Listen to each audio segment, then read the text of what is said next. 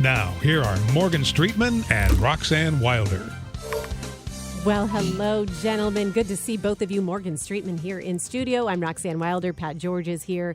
And this is the thing we love about having Morgan tell us what's going on in the world on Mondays is when it comes to things like the Supreme Court Justice. With your legal background, you can give us your take on how this process has worked, how if it's been going as it should. So can't wait to get your insight today and hear what you have to say about Amy Coney Barrett. Yeah, well, see, I thought you were going to start out going in a different direction. I know. I got scared. I was afraid to.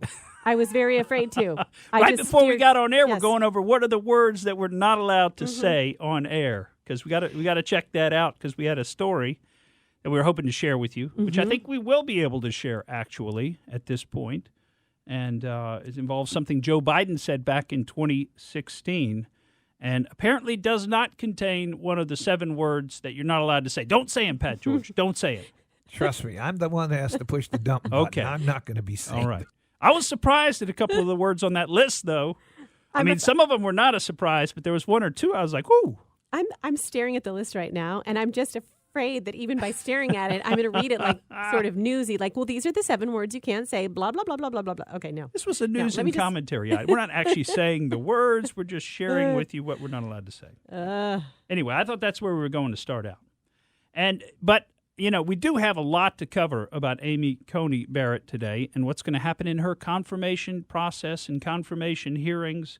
We've also got a lot of other stories. I mean, you can see, I don't know if I've ever had quite so many different stories here. In fact, poor Roxanne didn't have a place to put her computer this morning because I've got everything all spread out. I need a bigger desk in here to cover all the stuff that I wanted to talk about today. And, of course, today is a very special day because today Shriner's out, so I'm allowed to keep going into his show, Tampa Bay Today. So we'll have a full 2.5 hours for you today. Yeah, we're going to bring in lunch and everything. IQ. And you're going to be here that long. And should you want to get on the phone with us, we got plenty of time to talk today. So you won't be disturbing us today. We got plenty of time to talk. You'd give us a call at 888-404-1010 and get on the horn with us about any of the topics we're going to talk about, which are varied and wide-ranging. Just expect to improve your IQ today. Well, I don't know if we can go that far with it. That's right. But, maybe you'll learn a thing or two, or maybe it'll just trigger some kind of emotion in you. You want to give us a call, tell us what you think about some of these items. And one of the items that, and I guess we'll do this as our quick look back, even though it's not technically a look back because we really haven't talked about this story, but this particular story happened in 2016. And I think it's useful as a comparison to the Atlantic article, the anonymously sourced article that said back in, I think, 2017 or 2018, President Trump was in France and he didn't want to go see the graves of some, I think it was Marines. I forget exactly what the name, and I probably couldn't pronounce it correctly, even if I could remember it, the name of the grave yard was. But this was a place where there were a lot of U.S. soldiers who had been buried there, who died. I think it was during World War I? It was either obviously like either World War I or World War II. But in any event, so this anonymously sourced story in the Atlantic that a lot of people that I know of, seem to think that, well, that must be true, even though whoever's supposedly telling the Atlantic about the story isn't willing to put their name to it. And even though I think it was 9 of the 11 Trump administration officials who were present at the time, including John Bolton, who's no fan of Trump, all said it didn't happen. Sarah Sanders and others all said no way. Even the assistant to General Kelly, who was the chief of staff at the time, said there's no way John Kelly would have let the president say something like that about the troops. And that never happened. So everybody who was, and all those people were willing to put their name to it, right? But apparently the Atlantic had ginned up some anonymous source. And, of course, since it's an anonymous source, we can't actually check it. Maybe it was a friend of a friend of a friend who overheard something from a friend of a friend of a friend. I don't know. But, we just have it was World War I. Yeah, see, I thought I remembered that. We just have no basis to verify it or check it, right? But a lot of people believe, that's got to be true. That sounds just like President Trump, even though he's a lifelong patriot and supporter of the the armed forces, supporter of veterans. There's a long history of him donating big money, millions of dollars, to veterans organizations in New York and other places. But people bought that one hook, line, and sinker because it confirmed what they already think about the president, which he's a terrible guy. That's what they think. So anything that suggests that he's a terrible guy must be true, right? Well, we found something. Well, we didn't find it, but somebody found something Biden said about the troops when he was actually out visiting some troops. And granted, obviously, he's trying to make a little bit of a joke, but you got to think about the mentality that would lead to somebody making a joke of this nature, in particular, towards the troops. And he calls them something that, this is what we had to check the word list on, he calls them something that certainly is pretty offensive. And it's a short clip. You can go out there, you can find it on Twitter, maybe other places. You certainly won't find it reported in the Atlantic. You won't find it anywhere in the mainstream media. You know, Jake Tapper's not going to tell you about this one. In fact, they're going to cover this up. They're going to bury it under a bunch of piles of the BS that they're shoveling onto you. And so, you know, when you watch this, though, now we have a video. This is not an anonymous source. This is a video, and Joe Biden's campaign's even admitted, yeah, this was him, that he said this. It's obviously him. But he calls the troops something. And if you watch this video, the reason I'm mentioning this is you'll actually see a couple of the troops standing behind him in the background kind of cut their eyes at him. And they almost look at him like, you know, hey, buddy, who do you think you are? What are you saying? I mean, it's okay, I get it. He's trying to make a joke. He's being inappropriate. But, you know, it's not playing to his audience, right? He's insulting his audience. And he thinks it's funny. I guess he thinks he's pretended to be General Patton or something. But here, let's play the clip. Let's see if we can get it to load here. And two, I appointed Johnson to the academy. I just want you to know that. Let's clap for that, you stupid bastard.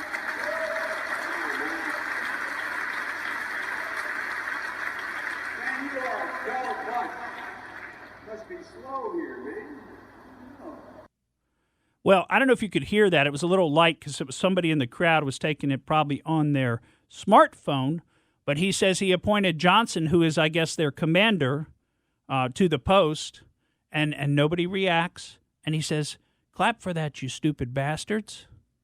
And then he said, boy, you're a dull bunch here. You know, so he's insulting them. I guess it's that jocularity. I mean, I could, look, I get it. I see what he was trying to do. It's not anything I would have said if I was in that position. You know, I would not insult those people who are serving honorably.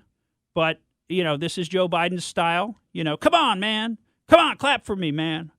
And, you know, but we're not going to hear anything more about that. That'll pop up on Twitter, and that'll be down the memory hole. It will never be heard from again. So, did we hear about his Senate career? Are we going to hear about that today? How long ago that was? Oh, the 180? Mm-hmm. Yeah. I mean, I don't have that one pulled up right now. But, you know, Biden's just been on gaffe after gaffe. And he started his Senate career 180 years ago. That's what he said, and he didn't even flinch. No, it was actually 190. Yeah, it was right. You know, he's undercounting. He's trying to make himself appear younger than he actually is. But you have to wonder about Joe Biden because he didn't even flinch when he said it.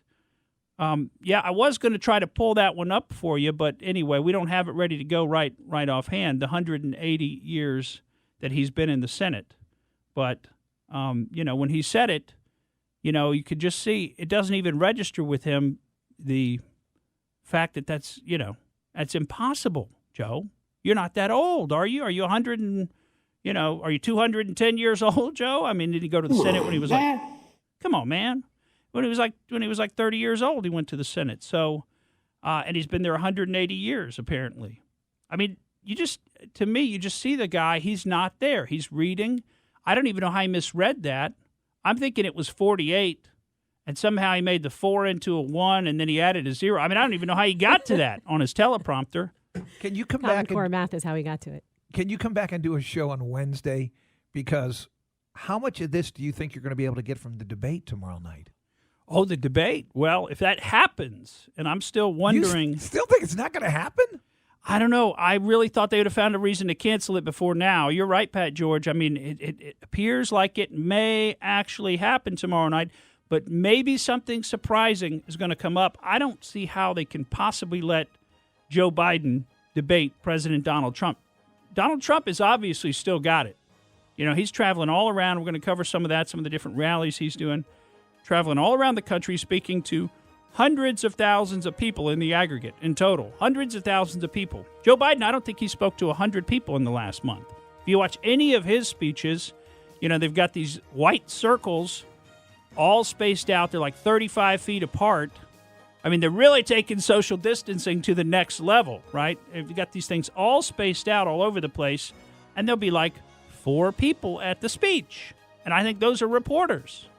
There's no fans waving signs as he drives up. There's nobody cheering for him. There's no, "We love you, Joe. We love you, Joe." None of that. We'll be right back on the Morgan Streetman Show. Welcome back to the Morgan Streetman Show. We were just talking about how we would really love for you to do a special show on Wednesday after the debate so we could quickly break everything down. But we're going to have to wait till the following Monday. That's when you can find the Morgan Streetman Show. If you want to be a part of it, 888-404-1010.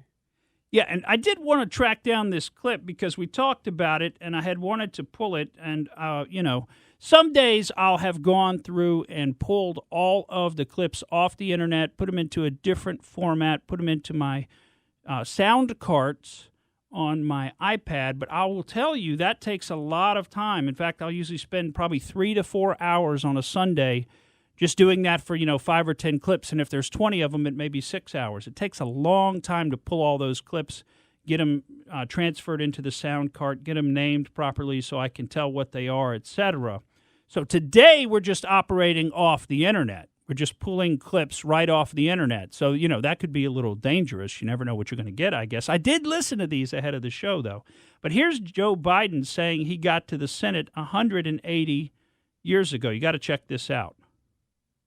That's why I made it a priority my entire career to work closely with you. From the time I got to the Senate 180 years ago, as well as my tenure as vice president.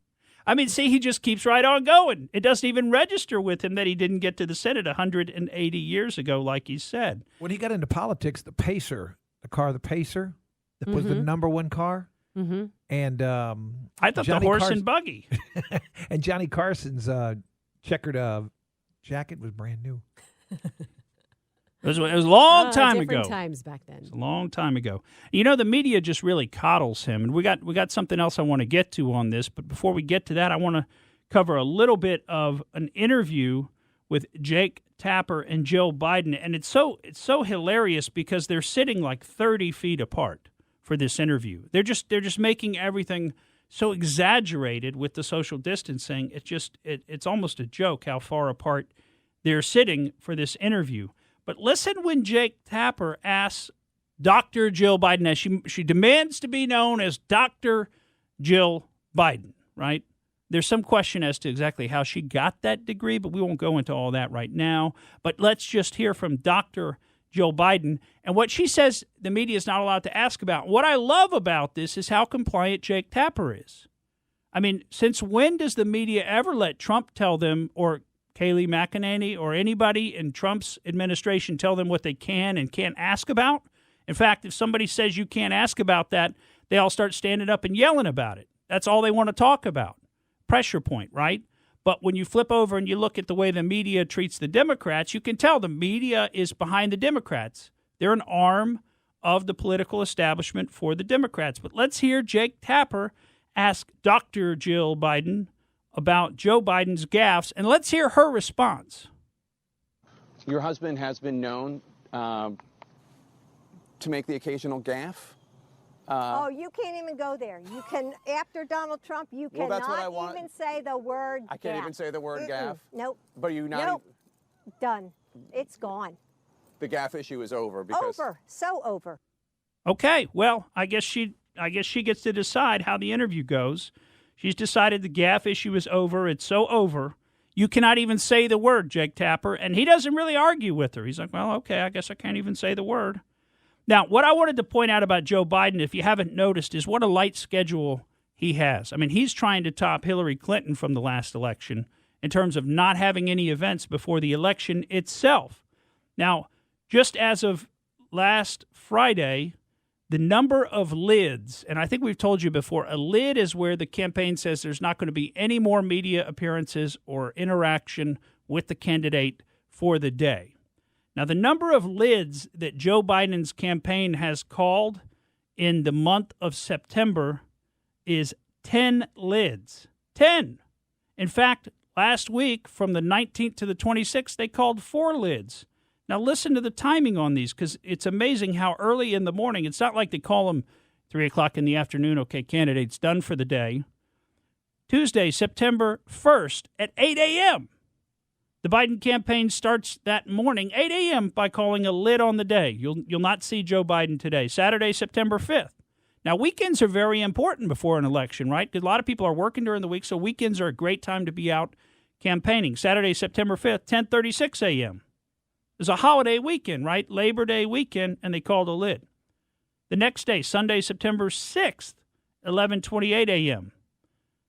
His SUV drives into the grounds of his residence, and they immediately called a lid.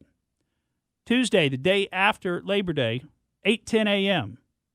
They're calling a lid at 8:10 in the morning. I mean, how long has he even been up when they do that? I guess what they're doing is he wakes up, and they're like, oh, my goodness, we cannot put Joe Biden out there today. He's talking crazy today. Crazy Joe's talking crazy today. We're going to have to call a lid. 8 o'clock in the morning. Thursday, September 10th, 10:18, called a lid. Saturday, September 12th, 9:04 a.m., called a lid. No appearances. You won't see the candidate. You won't hear from him. Not doing anything. No campaign stops, nothing. Saturday, September 19th, 8:34 a.m. This one we told you about. We talked about it last week on the show. 8:34 a.m. on Saturday, they called a lid. Tuesday, September 22nd, 9:22 a.m., they called a lid. Thursday, September 24th, 9:20 a.m., they called a lid. Saturday, September 20th. You seeing a pattern here? It's like every other day. So one day on, one day off. One day on, one day off. Now, why would that be? I mean, is the one day that Joe Biden has to be on, is that just wearing him out so much that he needs the next day off? That's sure what it seems like. And if that's the case, what are we going to do if he's president and we have some kind of a crisis? I mean, what if there's a war? I mean, are we going to have to do like 3 hours Joe Biden on, 4 days off?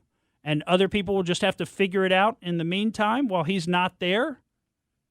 I mean, you know, it's really surprising. And again, this echoes what was going on with Hillary Clinton in the last election, where she tried to take the last 6 weeks off, essentially, and hide out because she thought she had the election won. The only thing she could do by exposing more of herself to the public would be to lose voters, to turn people off.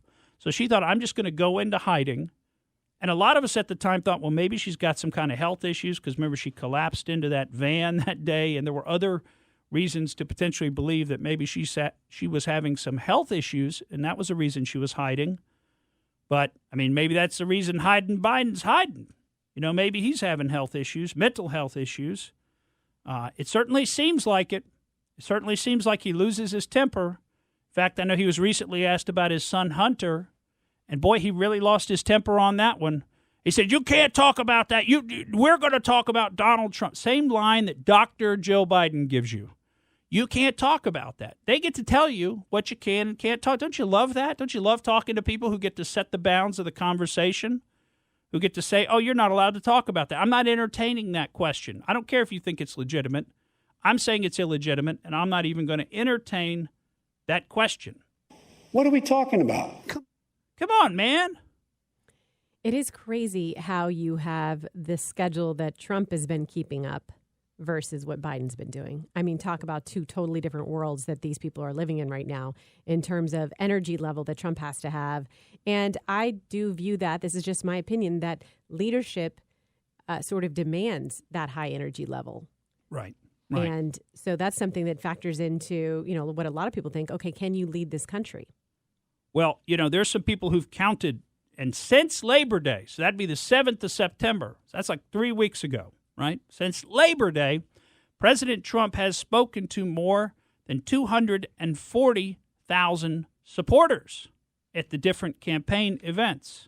I mean, you've got, you know, tens of thousands of people at some of these events. Winston-Salem, North Carolina on September 8th, 15,000 people. September 10th, he speaks to 5,500 people in Freeland, Michigan. He speaks to 15,000 in Nevada. Saturday, September 12th. I think Joe Biden was taking a lid that day. Sunday, September 13th, he's in Las Vegas. He does Henderson, Nevada, speaks to 25,000 people. Monday, the 14th, he's in Phoenix, Arizona, speaks to about 1,000 people.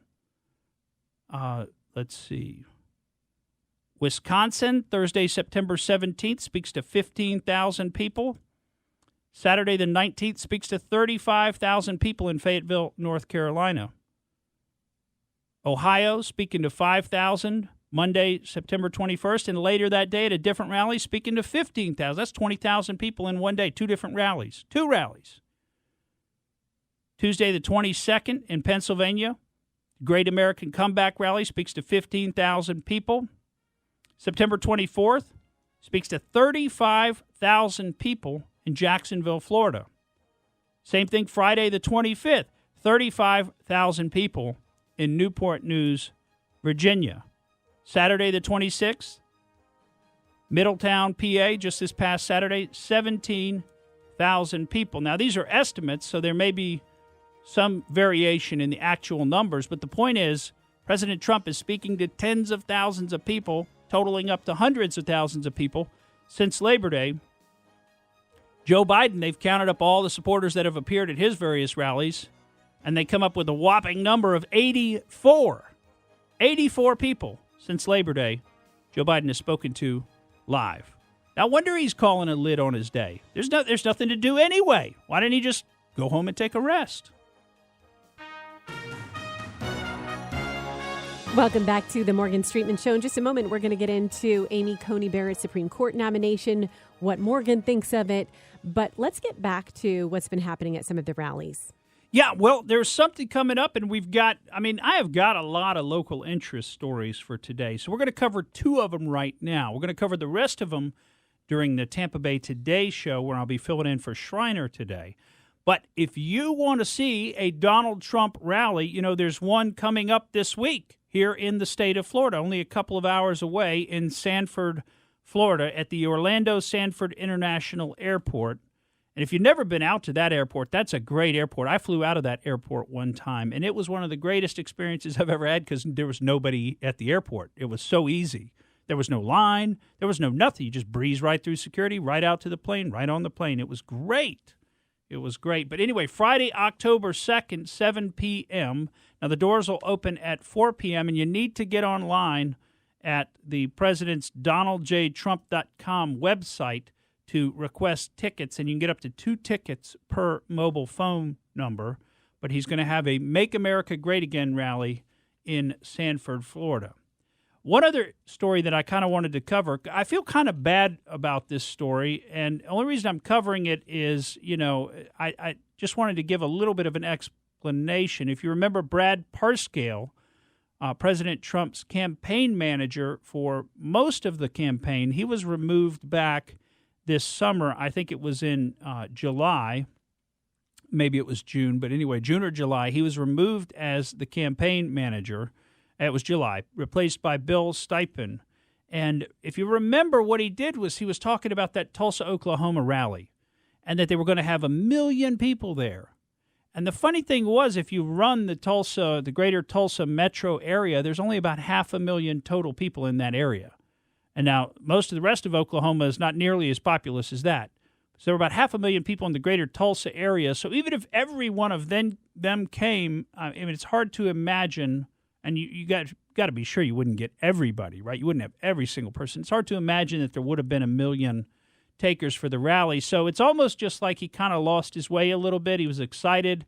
Yeah, they did have 1 million requests probably, although apparently a lot of them were from Alexandria Ocasio-Cortez's supporters, and they were done to kind of spoof Trump, to make him look bad, to have not a lot of people show up. Well, poor Brad Parscale actually Sunday afternoon, so just yesterday, in Fort Lauderdale, he was in his home and apparently had barricaded himself in his home with a firearm, and he was borderline suicidal, if not suicidal. His wife basically contacted the authorities and wound up having him put into a psychiatric institution for a short period, which is called, we know in the state of Florida, is called Baker acting. Somebody. So, I always liked Brad Parscale. I mean, I really, I thought he was a very interesting guy. I thought he had a lot of energy. He developed Trump's new media strategy. And, you have to say, overall, that was very well executed during the last election because President Trump was a model of efficiency. What he did using Facebook and Twitter and other social media and new media resources, was really impressive. He really ran a shoestring campaign, did very well, defeated the somebody who everybody thought was for sure going to win. That was Hillary Clinton. And I think a lot of that is thanks to Brad Parscale's work. So, we like Brad Parscale. Our thoughts will be with him. I'm sure he'll be fine. Obviously, there's a lot of stress in these political campaigns. You can't even imagine the level of stress these people are under. And, it must be, it's got to be tough to have been taken down off of being the head of the campaign. Well, it's interesting because the Trump campaign spokesman, Tim Murta, said that we love him. He's a part of our family. And he kind of then went on to say the disgusting personal attacks from Democrats and disgruntled rhinos have gone too far. They should be ashamed of themselves. What this also says to me and reminds me, when you are part of the Trump team, you are such a lightning rod. And it is a kind of incredible when you think about how Trump manages the detractors and the people who go after him. And then you have a regular person, I say regular person just because he's not the president of the United States, dealing with this kind of stress. You realize how stressful it is to have that kind of antagonistic behavior directed at you all the time. It's got to be unimaginably stressful. Mm-hmm. And, we saw some of that when what was done to Brett Kavanaugh a couple of years ago, during his confirmation hearings, the amount of pressure that was put on him. And, he was already a public figure to a degree. He was a judge. Obviously had been a lawyer before that, used to some high-pressure situations. But, I mean, he was cracking up on the witness stand, when he was going through that Senate confirmation hearing. And you just have to imagine the amount of stress on these folks. They're really not ready for it. They don't have the many years that President Trump has in media. They don't have President Trump's philosophy and personality.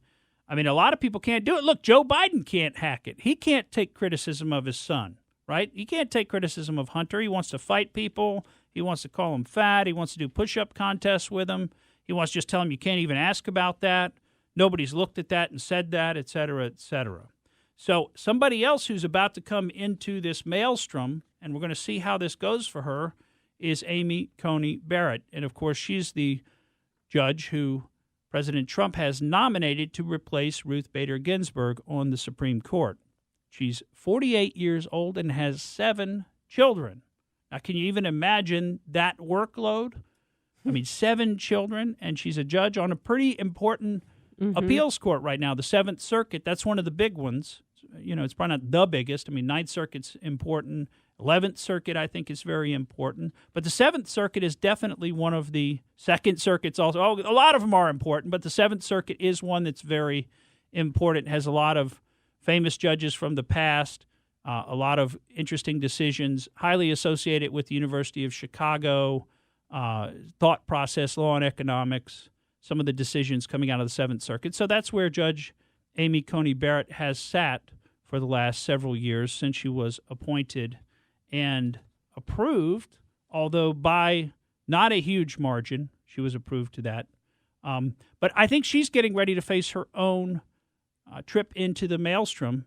And what are they going to attack her on? That's the thing. Are they going to pull out her high school yearbooks and her high school calendars and say that she went to a party sometime and made out with a boy or something? I don't think so. I don't think they're going to be able to front that kind of attack that they brought against Kavanaugh. So what are they going to attack her on? Well, I've already heard one of the Hollywood critics saying that she has a really annoying voice. Oh, there's a good one. Ooh. And I heard somebody say that, her name is evocative of Coney Island, which has a lot of positive connotations to it, and she's trying to steal the glory of Coney Island by having that as her middle name. That right there, I mean, she's been her parents were setting her up for this Supreme. They're like, what should we name her? Well, I guess that was probably her last name. But in any event, that's really planning ahead right there if you're doing that. And maybe she could have picked something a little bit better than Coney Island. I've never been to Coney Island, but I understand it's a nice place. They have good hot dogs there and everything. So, this is going to be very interesting. I think it's going to be fairly fast. We've already heard from Lindsey Graham that the committee hearings are going to start on her on October 12th, and that he expects to vote her out of committee and send her up to the full Senate to Speaker McConnell, who will have to schedule a vote on her before the full Senate by October 22nd. Now, we don't know that the vote will be scheduled by then, but that'll give them a period of time before the election to schedule and conduct the vote on her. Now, she's got such an interesting and lovely family, and this is one of the points on which the Democrats are attacking her, and that is that she has, like we said, 7 children. It's hard to imagine 7 children. That's a lot of responsibility. They're pretty young, too. I think the oldest is like 16, and the youngest, I think, is 5. 2 of them are adopted from Haiti. 1 boy and 1 girl. Vivian is the girl. They adopted her at 14 months. And John Peter is the boy from Haiti. They adopted him at the age of 3. And they've also got their youngest son. That's right, 5 to 16. Their youngest son, who's 5 years old, he has Down syndrome. And they've said that he is by far the favorite of all of his other siblings. And you hear that. Sweet. Yeah, you hear that a lot with Down syndrome children. And, a lot of people talk about, if your child has some kind of a disability like that, they think, if they can identify it when the child is in the womb, they think, well, you should get an abortion. Get rid of that. Get rid of that, baby that's not perfect. Well, and we've played some of the clips before from the Down syndrome young man who went and spoke before Congress and just said he was so glad that he wasn't aborted and, that his life still had meaning. So, but you see a lot of parents, and I saw a young man who had Down syndrome with his mother in church a few weeks ago, and, they're just so sweet and so loving. And I think a lot of families, it's really kind of refreshing how innocent and, out of step with normal times that those children can be. I know families who have kids in the family, or maybe I even know grown adults who have a sister who's 50 years old who has Down syndrome, and they are better humans for having that family member as well. Mm-hmm. Well, it'd be nice, it's nice just to be on a simpler wavelength with somebody who just loves you, and it's not all complicated, and there's not a lot of other, intentions and things going on. It's just more simplified. Well, Amy Coney Barrett graduated from Notre Dame Law School. She was first in her class, and she went on to clerk for Justice Antonin Scalia when he was on the Supreme Court. So that's one reason she's very popular among originalists and conservatives. She has espoused her judicial philosophy, which is that she does not believe that the Constitution is a living document. And we heard last week from Joe Biden when he was talking about Ruth Bader Ginsburg about how she took her position on the Supreme Court to change the law. And that would be the opposite of the philosophy of somebody like Amy Coney Barrett. And she said, if a judge is not willing to apply the law but decide cases in a line in accordance with personal preference rather than the law, then she's not actually functioning as a judge at all. She's functioning as a policymaker. And I would have no interest in the job if the job was about policy making and about making policy decisions, she said. Her interest is in contributing to the tradition of judges upholding the law. So it's the province of the judge to say what the law is, not what it should be. And that's the exact opposite of the people who believe that the Constitution is a living document. And these are the same people. This was the philosophy that Ruth Bader Ginsburg has, that your position on the Supreme Court is to help the law to evolve, to change the law of the country, to be more just, to be better, to be more in line with what you think the law ought to be, rather than simply to interpret the law as written. She's going to face attacks based on her children. We've already heard that there was something wrong with the way she adopted her children from Haiti. You'll wait to see that. I bet you they even attacked the young man with Down syndrome at some level, trying to say that she's somehow making a play for sympathy by keeping him, because that's the same thing they've said about the young children from Haiti. And we'll get into a little bit of that when we come back in the next segment before we do our Out There. Welcome back to the Morgan Streetman Show, and it's interesting as we learn more about Trump's Supreme Court Justice nominee, Amy Coney Barrett. A lot of people want to know the personal stuff. I've even heard some critics of the fact that she's adopted 2 children from Haiti. And so you hear about all of those things, but really what matters is how is she going to uphold the Constitution? And you've got a lot of insight regarding that. Well, that's right. And, some of these critics, it's amazing what they're saying because there's a guy and he's kind of leading the charge.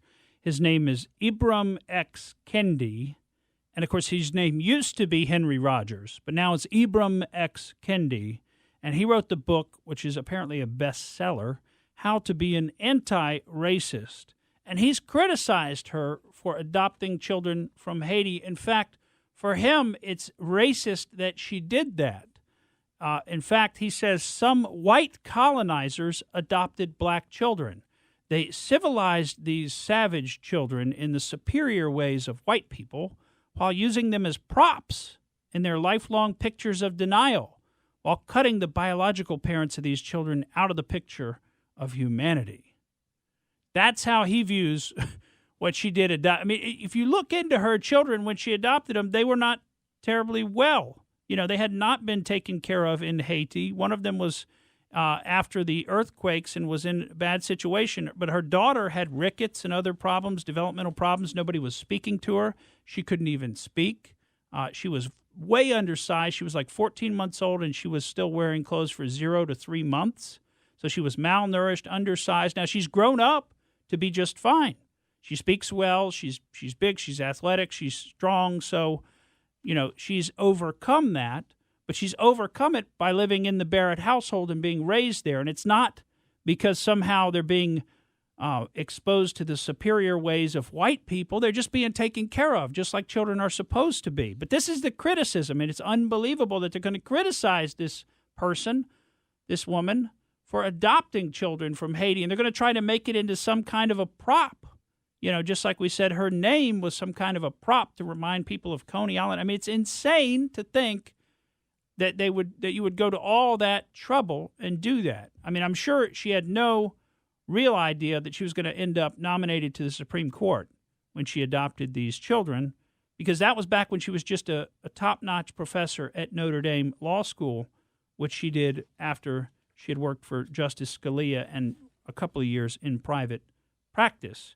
But, this is all evocative of what they've done to a lot of these judicial nominees throughout history. And I'm thinking of Robert Bork. He's one that doesn't get mentioned often, but you can actually look it up, and the word Bork means to obstruct a political appointee or an appointee, to bork somebody. And that's what Ted Kennedy did with Robert Bork, who was unanimously approved to sit on the D.C. Circuit Court of Appeals, but then was totally slandered during his confirmation process to the Supreme Court and wound up having his nomination withdrawn. I mean, or I think he might have just lost the vote. But either way, whether they withdrew it, I know he lost the vote. But point is, they were really unfair to Robert Bork. They were really unfair to Justice Clarence Thomas, if you remember that whole debacle, led by one Joe Biden.